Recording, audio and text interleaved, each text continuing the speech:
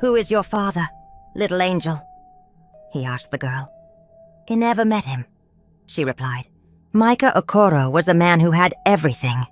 He was the youngest billionaire in the country, and today he was out to make a huge deal of his life. But his life was about to change today. Before we move forward, subscribe to the channel so you don't miss the next stories. He was driving through a small village with his team, checking land for a new luxury resort.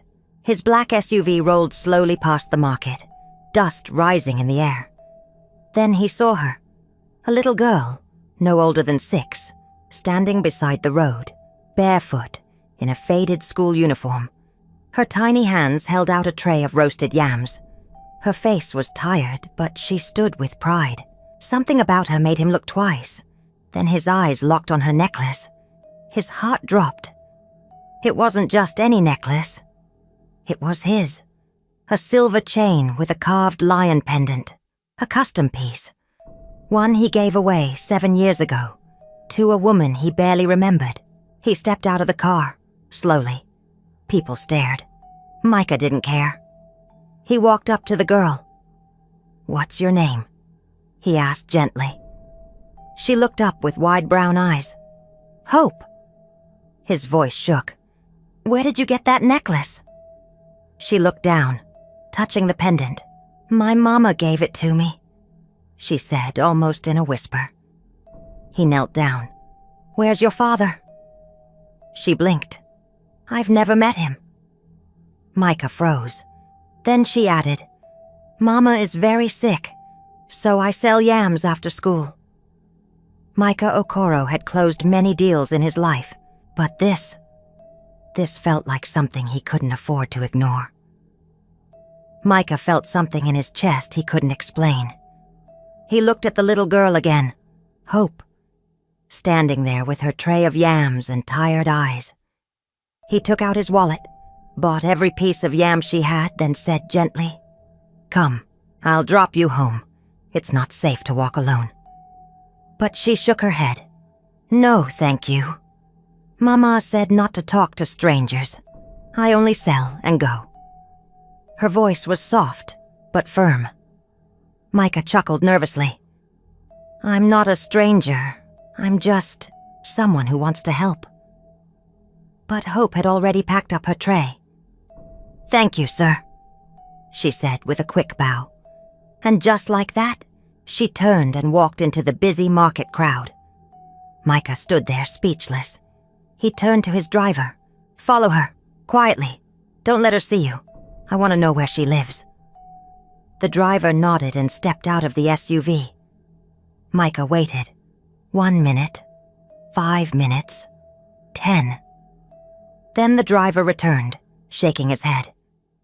"She's gone, sir." Micah frowned. "What do you mean, gone?" "She turned into an alley near the fabric stalls, and then she vanished. I searched everywhere.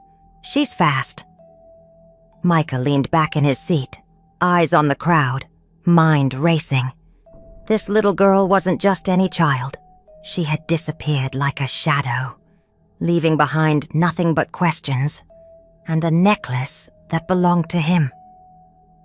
Micah couldn't sleep that night. The image of the little girl in her worn school uniform, the necklace, the missing father, it all haunted him. So the next morning he returned. But this time his hands weren't empty. He brought a small bag. Inside were school books, shiny black shoes, a teddy bear, a lunchbox, and 2 reading storybooks. He found Hope at the same spot, balancing her tray of yams like always. When she saw him, her eyes narrowed. "You came back." "I told you." He smiled. "I'm not a bad man." He gently placed the bag in front of her. "What is this?" she asked, suspicious. "Open it," he said softly. She peeked inside and gasped. Books, shoes, a teddy bear. Everything shiny and new. Her guard dropped. "Are these really all for me?" Micah nodded. "Only if you accept them." She looked down, then up at him again. If you're not bad, I'll take you to see my mama, but no lies. If you lie, I won't talk to you again." He smiled. "Deal." They walked quietly through winding paths until they reached a small broken hut at the edge of the village. The walls were cracked. The roof was patched with rusted tin and old cloth. Hope knocked gently. "Mama, someone came." The wooden door creaked open. A tired woman stood there, skin pale from fever, eyes half shut, until they locked with Micah's. She froze. He stared back. Something flickered in her eyes. Something from another lifetime. The woman at the door didn't speak. Her hand trembled as she held onto the wooden frame. Her breath quickened. Fever or fear, Micah couldn't tell. He stepped forward slowly. "You must be her mother. I'm Micah." She cut him off with a single word. "Grace." He blinked. "Excuse me?" "My name is Grace," she said, her voice dry and quiet. "Not just her mother?" Micah nodded politely, still unsure why she was staring at him like a ghost had walked in. But for Grace, it was no ghost. It was him. Flashback. 7 years ago. A small city club. Music loud.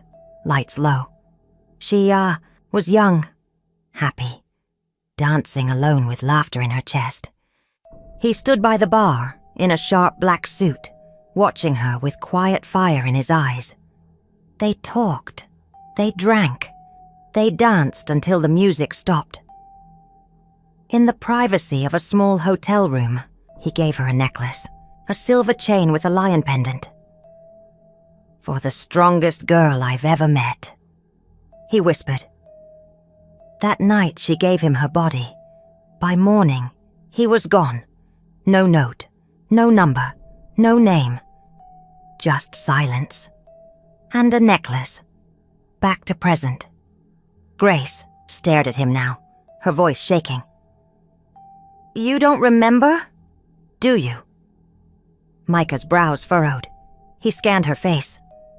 "I'm sorry. Have we met before?" Grace held in a bitter laugh. "You really don't remember?" But she remembered everything. And now, so would he. Micah sat on a small wooden stool inside the tiny room. The air smelled of herbs, smoke, and sickness. Hope poured water into a cup and placed it beside her mother's mat. "Mama, drink. You're sweating again." Micah watched quietly. Then he turned to Grace.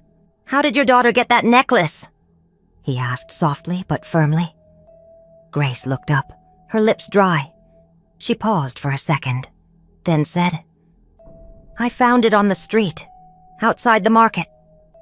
Micah leaned forward, locking eyes with her. "That's not true," he said. "That piece was custom-made. Only one exists. I gave it to someone. Years ago." Grace looked away. "Maybe I was lucky. Things get lost all the time." Her hands trembled slightly. Micah could see it. She was hiding something. But then she started coughing, a deep, painful sound that came from her chest. Hope rushed to her side, rubbing her back. "Mama, please rest." Micah stood and pulled out a thick envelope from his jacket. "There's money in here, for medicine, for food. Take it."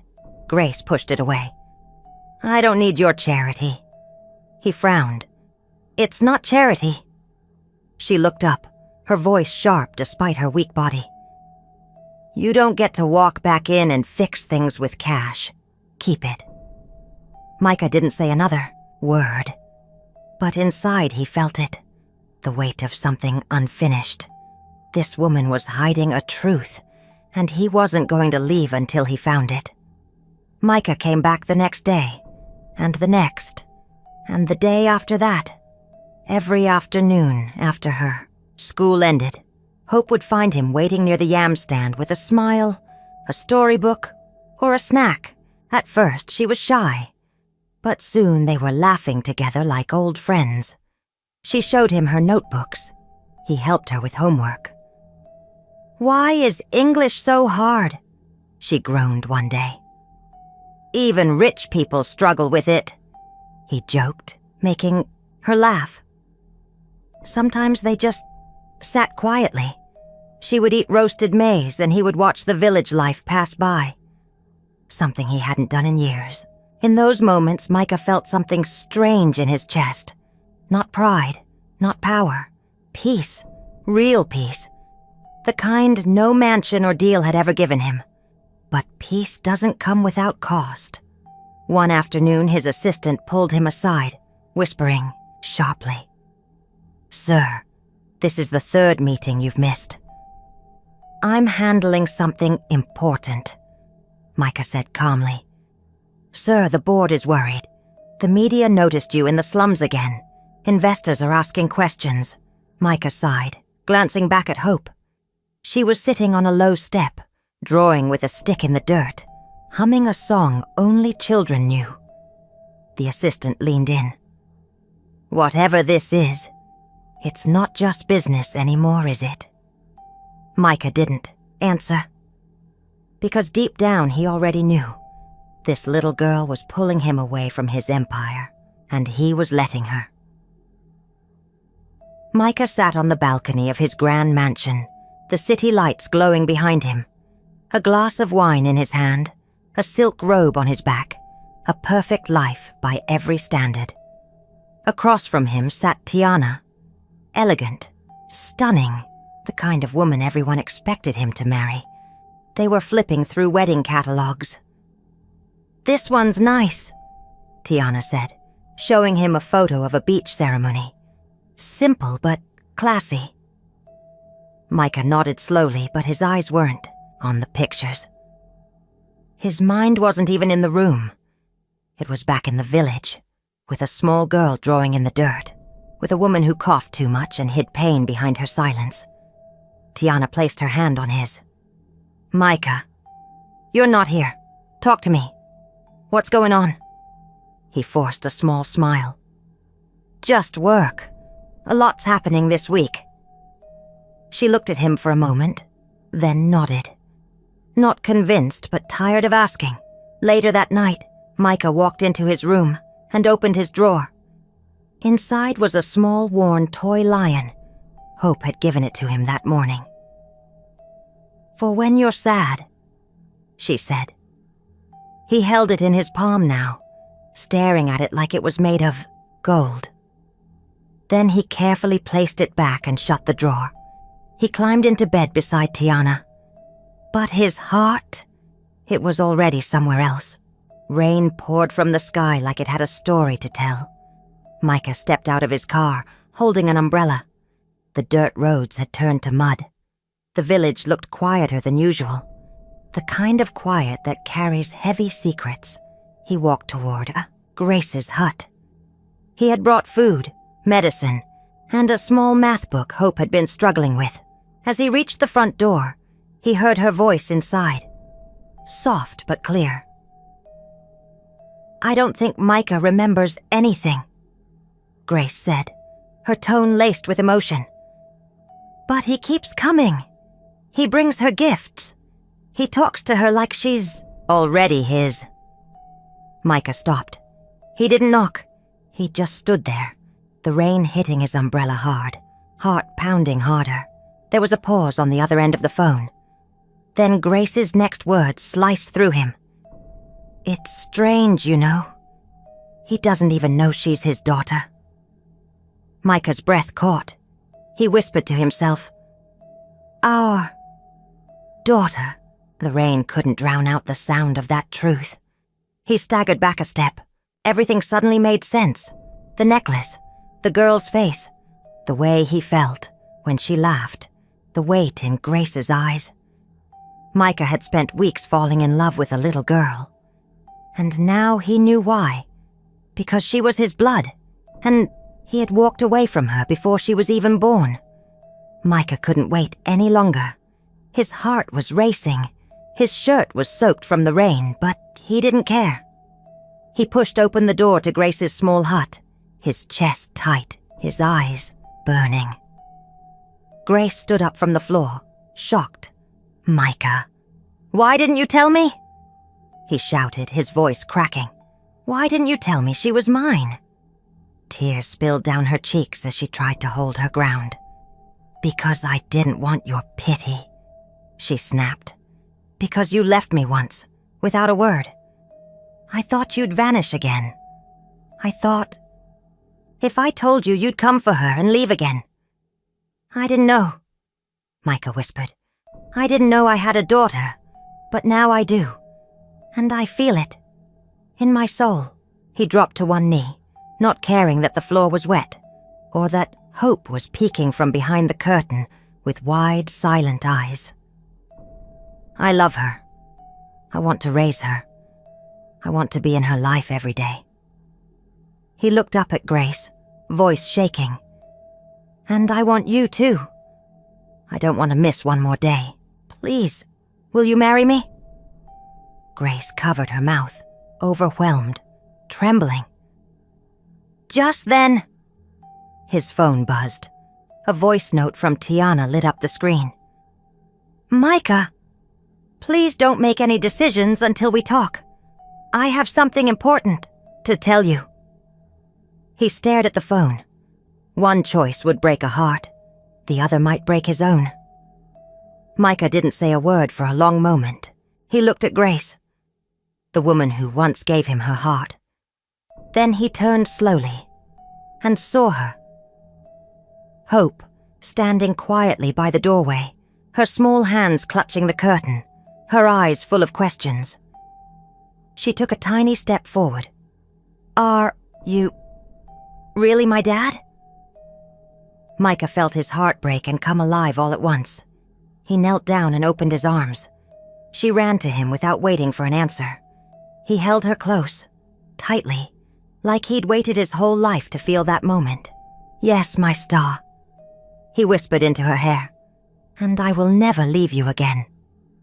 Grace wiped silent tears from her cheeks. Micah stood slowly. He reached into his pocket, pulled out the ring he was holding since yesterday. The one meant for Tiana. He placed it gently on the wooden table. "I love you," he said softly to Grace. "But first, I must end something else." He turned, walked out the door into the evening light. The wind had stopped. The sky was quiet. But miles away, a sleek black car was racing down the road toward the village. Inside sat Tiana, her hand on her stomach, eyes red from crying. She whispered to herself, "He's mine. He just doesn't know about the baby yet." Tiana was pregnant, and Micah did not know yet. What will happen when he will know about it? He will be trapped between two choices. Share your thoughts in the comments section. What he should do, whether he should choose Hope and her mother Grace, or Tiana, who is going to be the mother of his son. Subscribe for part 2.